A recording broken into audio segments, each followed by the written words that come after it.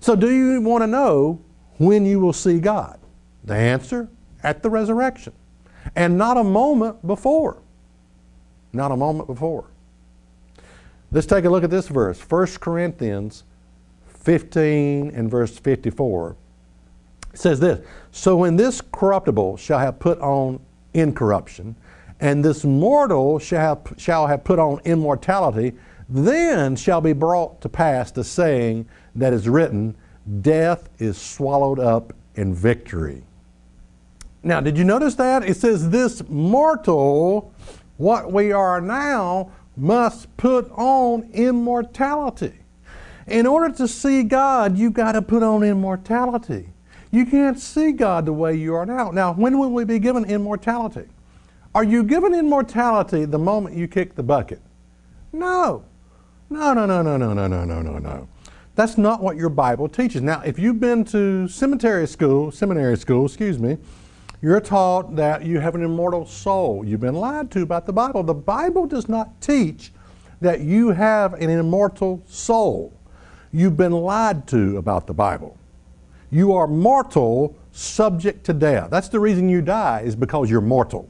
And you're going to be given immortality when? At the return of Christ, at the resurrection. Then and only then will you be able to see God, once you have been given immortality. Now, Paul understood what death was like. And it's sad that most religious people, you would think something as simplistic as death. You die, you're dead until Christ's resurrection, until He resurrects the dead. Trump sounds, dead in Christ raised. It is so simplistic. Paul said this in 1 Thessalonians 4 and verse 3. But I would not have you to be ignorant, brethren, concerning them which are asleep. He says, I don't want you to be ignorant. And I'm telling you, ignorance prevails in this subject. It really does. And look, why does Paul refer to those that are asleep as death, as sleep? Have you ever been put to sleep? Were you aware of the passage of time? No. And just like that, and all of a sudden you're coming out of the operation. Now I can just hear some preacher saying, oh, you're talking about soul sleeping. Well, you don't have an immortal soul.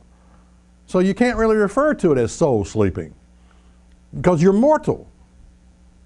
Again, you don't have an immortal soul. Not yet. And that has to be given to you at the resurrection.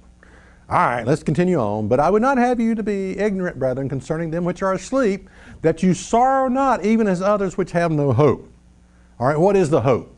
For if we believe that Jesus died and rose again, even so them also which sleep in Jesus, notice that, they sleep in Jesus. Why? Why is death referred to as those that sleep in Jesus? Will God bring with Him? In other words, He's going to resurrect them when He returns. Is that really in the Bible? What you think is in the Bible is not.